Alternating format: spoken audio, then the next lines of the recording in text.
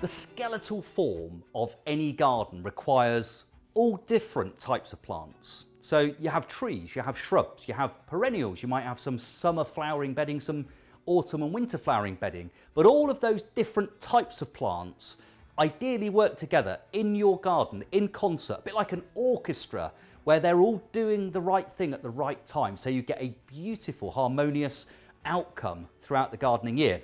Now, evergreen shrubs for me are an absolute essential in any garden because they're evergreen, so they're always in leaf. They look the same pretty much in terms of the foliage all the way through the year, but they will get different foliage colours, or they would get flowers and berries.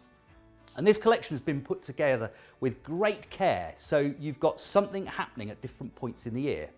Now, Cotoniaster, which is the first one, is a belter. So you get flowers, they're lovely small, only around about probably half to a centimetre across, and then they're followed on with berries, which in winter go red, so they're feeding the birds. It's an absolute beauty, and it's a ground cover item.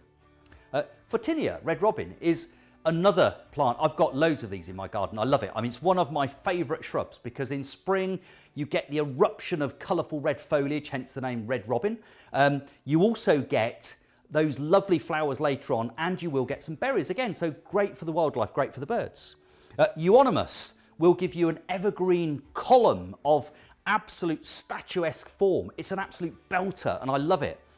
You've then got Ceanothus, which is just one of those gorgeous plants that early in the summer will give you the most amazing shock of bright blue flowers. A real must for your garden.